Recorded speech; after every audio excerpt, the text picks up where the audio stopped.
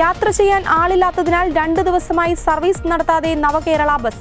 Kozhikode Bengaluru റൂട്ടിലെ Garuda premium ബസ്സാണ് ബുധൻ വ്യാഴം ദിവസങ്ങളിൽ ആളില്ലാത്തതിനാൽ സർവീസ് നിർത്തിയത്. ഇന്ന് വെറും 5 പേർ മാത്രമാണ് കോഴിക്കോട്ട് നിന്ന് ബാംഗ്ലൂരുവിലേക്ക് ടിക്കറ്റ് ബുക്ക് ചെയ്തത്. ബാംഗ്ലൂരുവിൽ നിന്ന് തിരിച്ചാകട്ടെ ഒരാളും. ഗരുഡ പ്രീമിയം എന്ന ക്ലാസ് ഉൾപ്പെടുത്തിയാണ് ബസ് ഇറക്കിയത്. ആദ്യഘട്ടത്തിൽ മികച്ച പ്രതികരണമാണ് ബസ്സിന് ലഭിച്ചത്. എന്നാൽ കഴിഞ്ഞ ദിവസങ്ങളിൽ വെറും 14,000 രൂപ മാത്രം കളക്ഷൻ കിട്ടുന്ന രീതിയിലേക്ക് സർവീസ് മാറി. അതോടെ ഇന്നലെയും ഇന്നുമായി സർവീസ് നടത്തേണ്ട എന്ന തീരുമാനത്തിലേക്ക് അധികൃതർ എത്തുകയായിരുന്നു.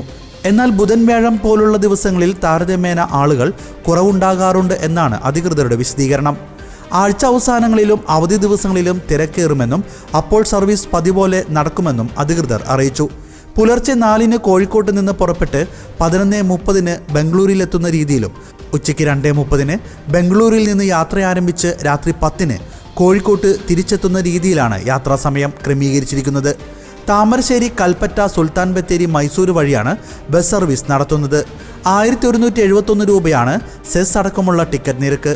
AC ബസ്സുകൾക്കുള്ള 5% ആഡംബര നികുതി നൽകണം.